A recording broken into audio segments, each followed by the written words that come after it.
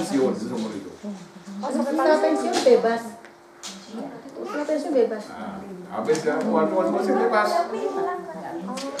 Walaupun membunuh gitu ya? Iya. Oh, itu hukum Australia. Jadi itu kita berita. Jadi itu saat di sini apabila jadi pembunuh jadi beban negara. Oke.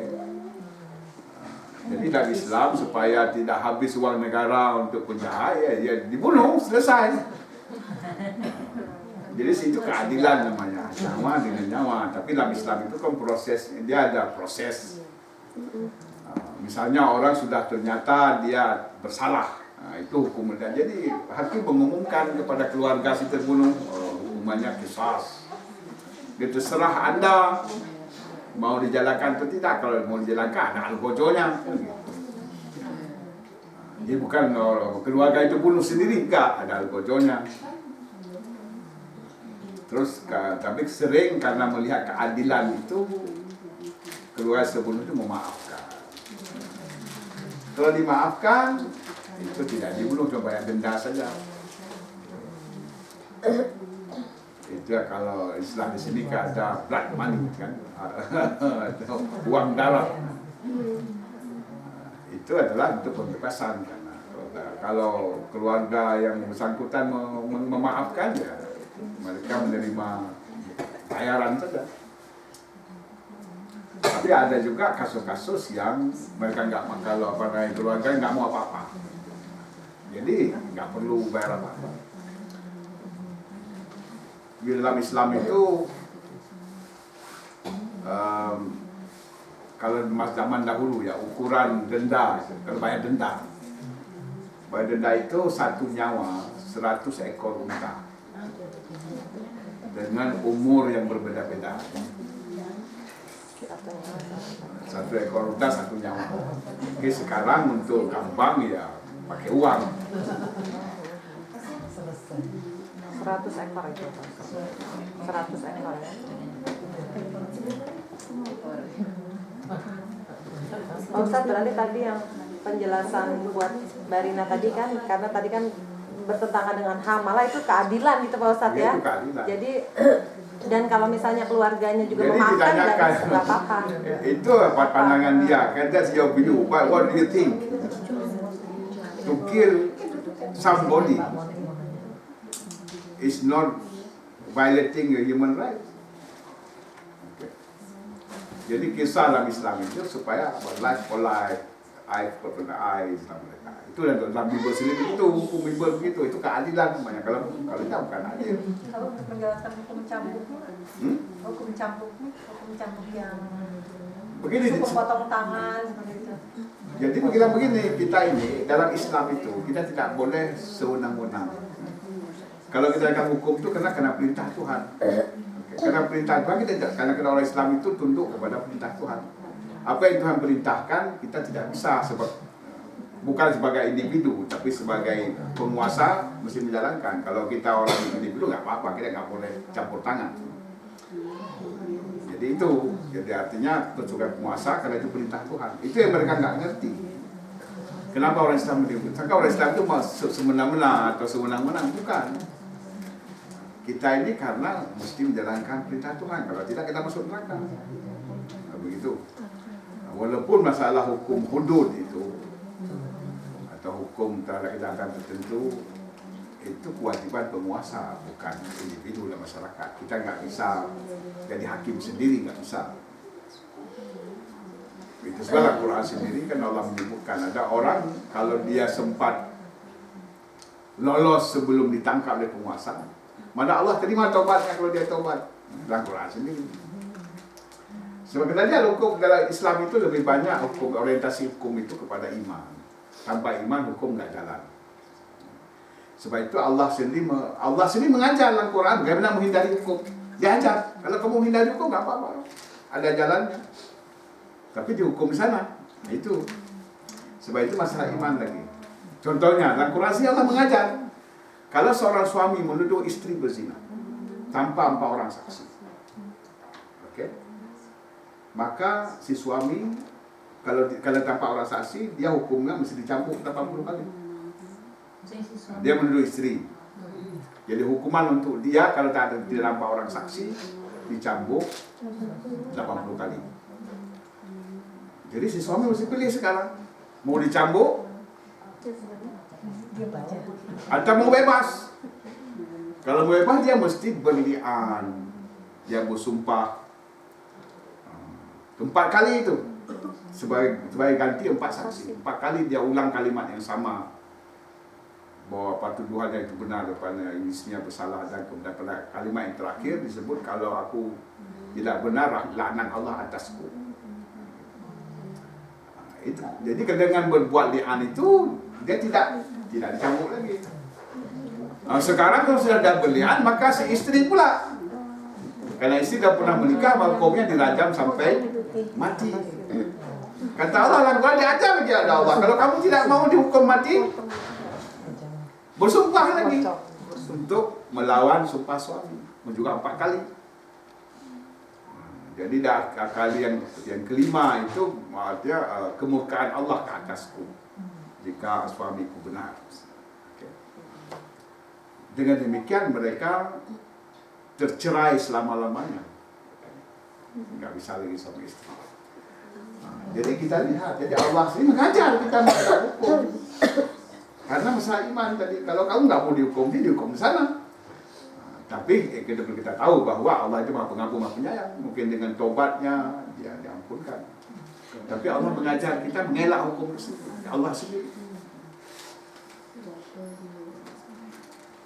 Biasanya kalau misalnya kayak orang tadi dicambuk gitu, artinya kalau udah dicambuk dia udah bebas dari hukuman di nanti waktu dia meninggal. Ya. Pak, mau tanya Pak, bagaimana kita menyikapi kalau ada demo tentang boykot suatu produk? Boykot Yahudi atau boykot yang Islam? Ya halal atau yang Islam? Ya Yahudi. Ya, Anti yang misalnya anti Kurma produk Israel. produk Israel gitu. Ayo kita boykot gitu, nggak usah beli ini. McDonald. Jadi kayak Boykot, gimana? kemudian jadi jawabnya begini ya. Boykot itu perintah siapa? Perintah siapa? Kalau perintah Allah, perintah Rasul kita wajib taat. Kalau bukan perintah Allah dan Rasul, ya kalau kita misalnya ada makanan lain dan kelaparan, ya kena beli. Yang pokok-pokok itu. Ya. Sebab kita boykot, orang lain nggak boykot, ya sama saja apa artinya. Cuma dalam hal itu, kalau Allah sih mengajar kita jangan tanya. Nanti dia lihat tulisan yang kecil tuh, biasa kecil tulisannya dari mana, dari Israel misalnya. Macam di sini ada kurma diimpor dari Israel. Cuma di sini barang-barang Israel nggak banyak, di Australia banyak barang Cina. Semuanya. Israel. Ustaz mau tanya Kak, Ya. tadi macam-macam kafir itu ada kafir zimmi yang harus dilindungi, terus kafir harbi yang memang dalam peperangan itu memerangi memang harus diperangi juga, terus yang ketiga kafir ahdi ya, ahdi yang memang dalam perjanjian perdamaian itu memang kita harus menahan diri untuk tidak memeranginya. Kemudian tadi yang surat Al-A'raf ayat 199 memberi maaf, kemudian menyeru pada kebenaran dan tidak menghiraukan kejahilian mereka, itu untuk kafir yang mana ini? Itu kafir musyrik, kafir betul. Itu kafir yang Yang sudah didakwahi atau yang sudah didakwahi? Itu kafir yang kita sebagai minoritas. Macam di Mekah. Jadi orang kafir kerja sebagai minoritas gitu. Kalau tidak tadi mengundang bahaya lebih besar kan. Kalau kita melawan sebagai bahaya lebih besar. Seperti kita kalau pas di sini gitu juga. Ya, kasih. Jadi tadi juga Pak Ustadz yang tadi Teh Rina infokan itu kan mengenai tadi yang Pak Ustadz bilang saksi-saksi itu kan juga ada saksi-saksinya juga kan ada persyaratannya itu ya Pak Ustadz ya. Maksudnya nggak sembarang potong tangan, nggak sembarang. Balik ayam terus habis. Cuma yang menarik itu waktu Waktu Cat Stevens, Yusuf Islam di interview kan. Jadi yang interview itu tanya dia soal amputasi itu, potong tangan. Dia tidak jawab langsung, dia jawab begini. He said, I have been to Mecca. What I see there, what I saw there, when the adhan is called, the call to prayer is made. So all the shopkeepers just cover their good with cloth and they went to pray and open. It's open. Okay, and then can you imagine that in our country can happen? Iya benar. Dia jawab gitu ya. Jadi karena baru dalam Islam itu ketika hukuman itu untuk menutup pintu-pintu kejahatan, sehingga orang mungkin nggak perlu banyak orang dipotong dengan satu orang atau dua, yang lain nggak boleh lagi kan. Sehingga selama itu sebab dalam Quran disebut walakum fil qisasi hayatun, dan untuk kamu dalam hukum qisas itu ada kelangsungan hidup, kehidupan. Artinya daripada nanti dia membunuh satu, dia dibiarkan hidup membunuh yang lain, jadi lebih banyak yang mati.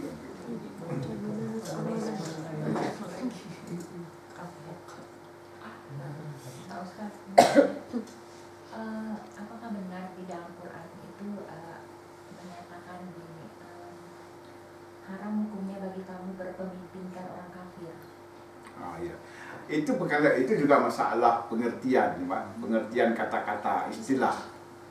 Dalam Quran ada disebutkan dengan istilah aulia. La yatakil mu'min la apa dia tu lagi namanu kafirin aulia. Orang Islam tidak boleh mengambil orang-orang kafir itu sebagai wali-wali. Jadi wali dalam pengertian bahasa Arab itu yaitu teman yang kita jadikan pelindung kita. Teman sebagai pelindung, teman dapat tempat kita menyimpan rahasia, itu yang dilarang. Jadi wali-wali itu tak mesti memimpin, juga teman yang pelindung disebut apa? Sahabat.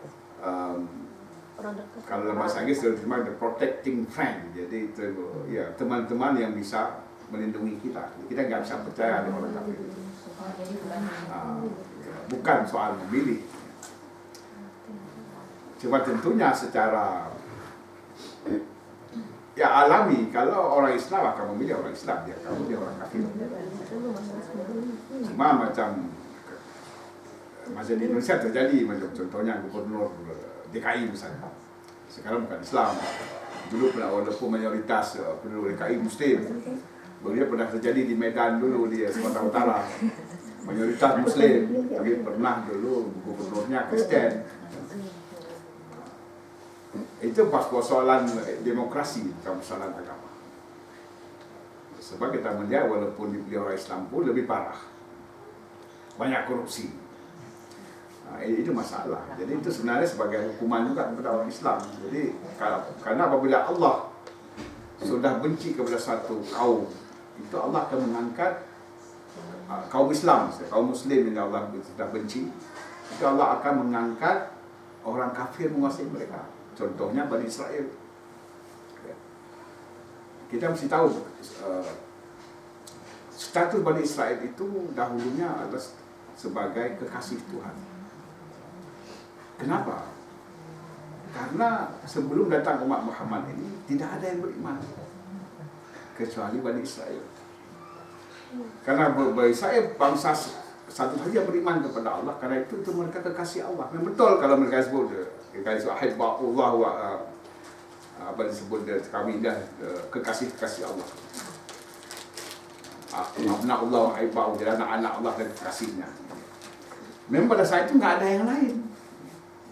Itu sebab dalam surah Al-Baqarah Allah berulang kali menyebutkan wa anni faddaltukum 'alal alamin, aku telah lebihkan kamu di atas alam semesta. Kita pernah masuk dulu.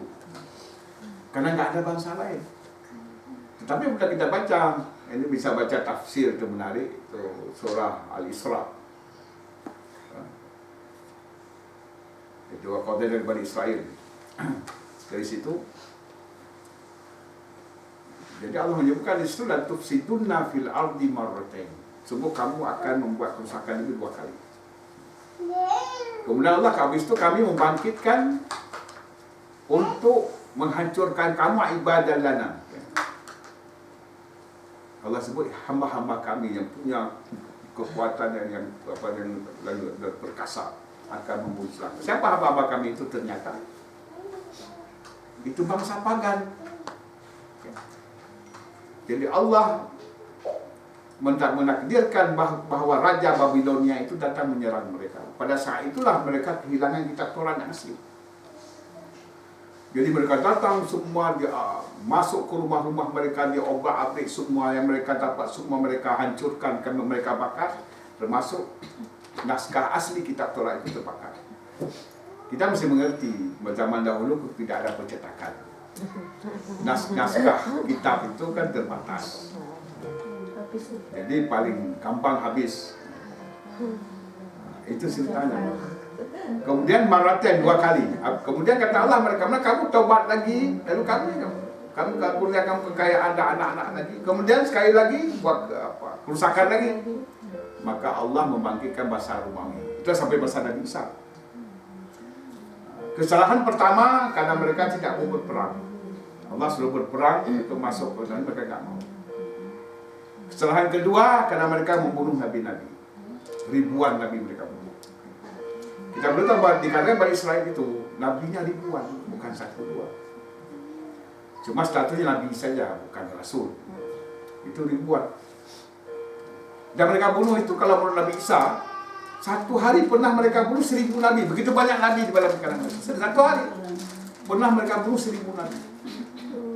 Walaupun dalam Quran Allah menyebutkan nama itu cuma 2 yang ada sebutkan nama, tapi yang lain disebutkan lima kata itu anbiya Allah yang kuntum sadiqin. Kenapa kamu membunuh nabi-nabi Allah? Bukan, kalau anbiya itu kan lebih daripada 2.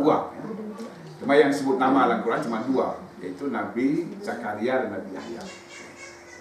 Banyak sekali mereka bunuh. Itu sebab akhirnya Allah membangkitkan bangsa pagan lagi menguasai mereka. Ini ceritanya.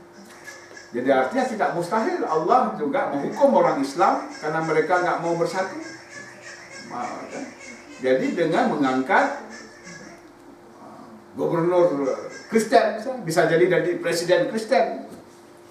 Kalau umat Islam masih begini terus nggak mau bersatu. Karena sudah ada contoh dulu, tetap Bani Israel.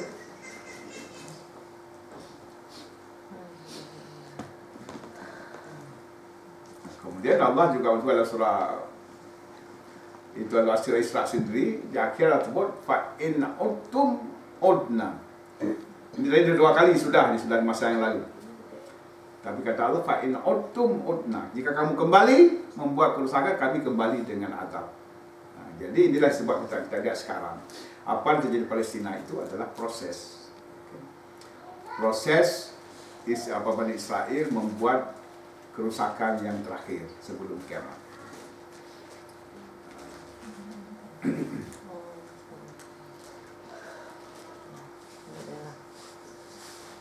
Ibu ada lagi ibu yang depan. Yang di depan, sebelah kiri depan. Dekat sama Ustaz.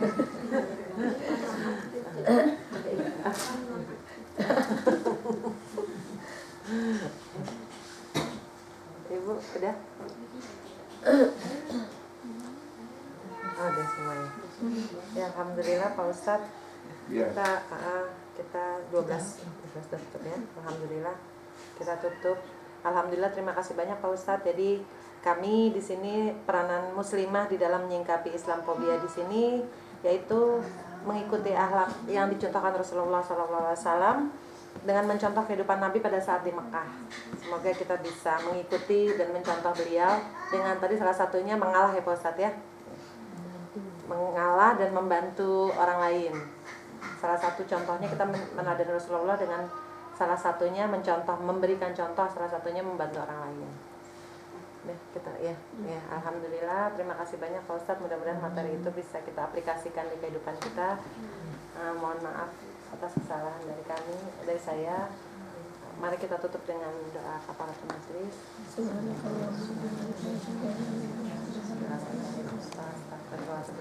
Sebelum kita selesai ada 2 kuis Pak Ustadz. Ada 2 kuis, ada 2 pertanyaan. Kalau ada 2 pertanyaan, dipersilakan.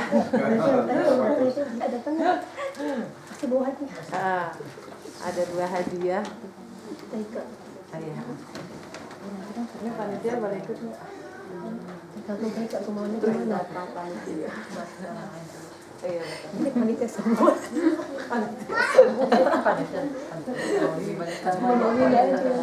Dua Pak Ustadz, dua dipersilakan. Panitia jadi dia doang ya. Mbak Bina doang berarti. Apa saya tanyakan? Iya. Oh. 2. Jangan susah-susah. Yang tadi materi tadi Pak Ustadz. Oh. Materi yang tadi. Kita ikut yang wasitnya supaya nunjuk duluan.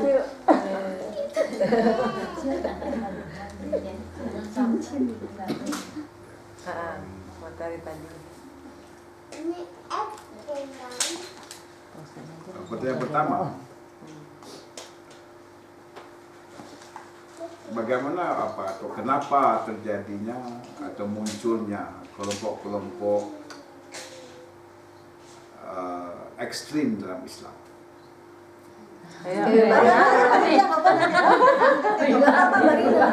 Semua panitia nih. Marina. Kata panitia apa? Ya nggak panitia cuma 2. Tuan rumah mau jawab nggak? Tuan rumah mau jawab tuh, tuan rumah mau jawab. Kenapa dan bagaimana munculnya kelompok-kelompok ekstrim dalam Islam? Munculnya banyak seperti aliran sesat ekstrim itu karena orang yang tidak pengetahuan tentang Islam, sehingga diberikan salah satu ayat yang dalam Al-Quran sesuai dengan itu, jadi dia menganggap itu benar, sehingga apa yang ada di Al-Quran dia lakukan gitu. Ya benar. Alhamdulillah. Ayo dipersilakan. Ayo taruh. Mau hadiah nggak? Mau hadiah nggak? Ayo. Tuh, mantap kita. Ayo. Diamond.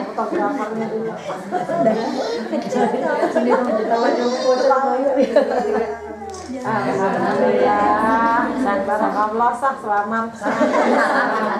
Kalau nggak mau terus ya. Kemudian pertanyaan kedua Pak Ustaz. Kemudian kedua, dalam kita misalnya seperti berinteraksi atau bertetangga macam di sini. Boleh nggak panitia? Bagaimana kalau menurut Allah kita bertindak terhadap non Muslim yang tidak memerangi kita dan tidak mengusir kita dari kampung halaman kita? Ayo, silakan. Ayo, yang bukan panitia. Mbak Yuli, jawab. Kalau mau hadiah, ayo. Membantu dan menghargai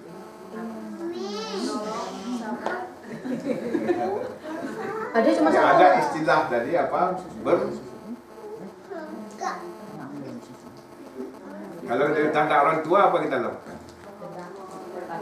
Berbakti. Jadi selalu berbakti kepada mereka.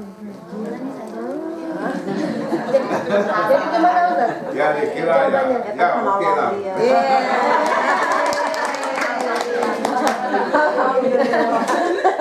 Jadi berbakti dan berbakti. Jawabannya berbakti dan berlaku adil. Berbakti dan berlaku adil.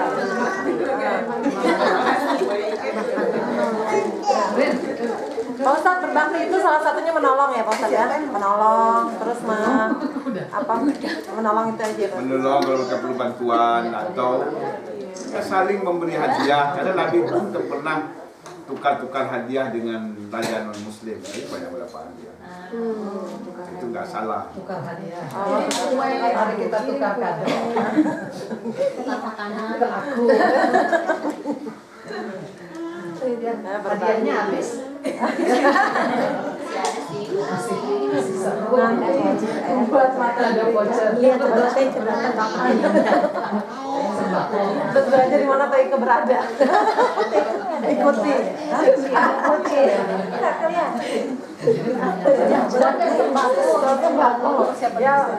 Ya, alhamdulillah Pak Ustadz, terima kasih banyak untuk waktu dan sharing materinya. Kemudian acara kita lanjutkan dengan siap-siap berwudu ya, siap-siap sholat. Yes. Mau foto dulu nggak? Mau foto nggak? Mau foto bersama dulu.